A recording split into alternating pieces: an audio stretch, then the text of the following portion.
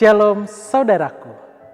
Dalam rangka merayakan Pekan Suci, dan bagi saudara yang rindu untuk menikmatinya dengan perspektif yang berbeda, kami menyajikan Lensa Prapaskah GPIB Sumber Kasih Bontang. Selamat menikmati dan Tuhan Yesus memberkati.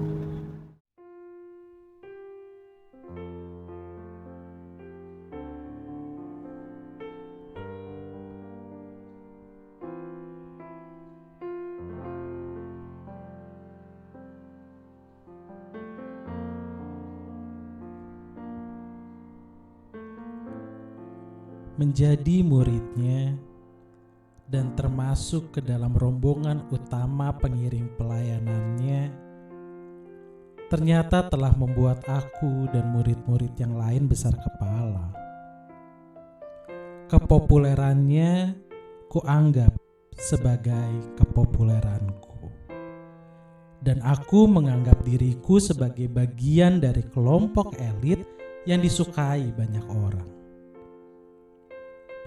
Keangkuhanku semakin terlihat ketika aku malah bertengkar dengan murid-murid lainnya, memperebutkan kedudukan kami di sisi kiri dan kanannya, dan bahkan tetap mempeributkannya sekalipun dia mengatakan kepada kami bahwa siapa yang ingin menjadi terbesar, dia harus menjadi pelayan. Aku tidak mengerti apa maksudnya. Atau ya, mungkin lebih tepatnya, aku tidak mau mengerti. Karena siapa juga yang mau jadi pelayan? Ada lagi saat dia mengajar kepada orang banyak bahwa siapa yang mau mengikuti dia harus menyangkal diri dan memikul salib. Aku bingung. Bukankah salib itu hukuman untuk penjahat? Ketimbang memeras pikiran untuk mencari tahu, aku memilih mengabaikan ajarannya itu. Toh, yang penting adalah masih di sampingnya dan terus mengikutinya. Tanpa mau aku sadari, aku telah menjadi murid yang bebal dan angkuh. Untungnya dia mengerti dan dia tidak membiarkan keangkuhanku itu menetap.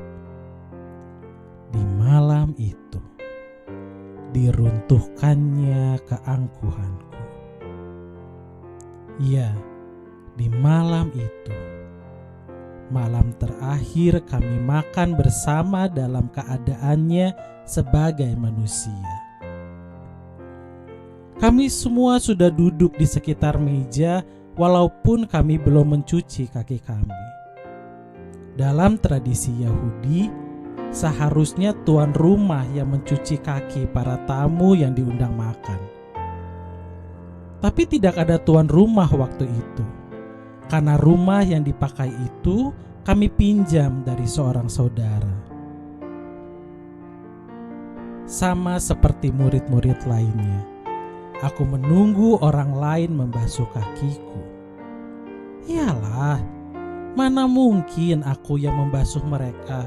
Aku ini yang paling kaya di antara mereka. Sungguh aku terkejut.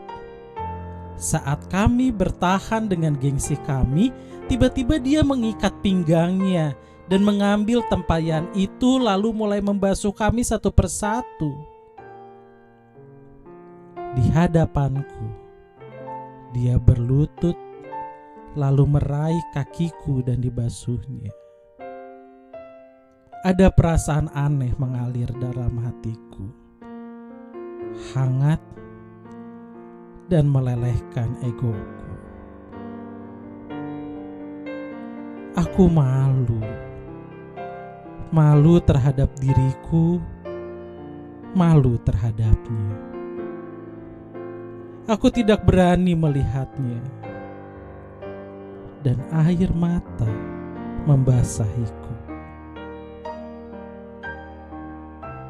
Ini rupanya dampak dari pelayanan yang diajarkannya kepadaku. Ini rupanya yang dia maksud menjadi besar. Iya, dia benar. Tidak ada pandangan hina yang kutujukan kepadanya ketika dia berlutut dan melayaniku. Justru aku terharu dan semakin kagum kepadanya. Perlahan aku menyadari dan menyesal betapa bodohnya sikapku yang bertahan dengan gengsiku. Kekagumanku semakin tak terbendung kala ku pandang dia di kayu salibnya.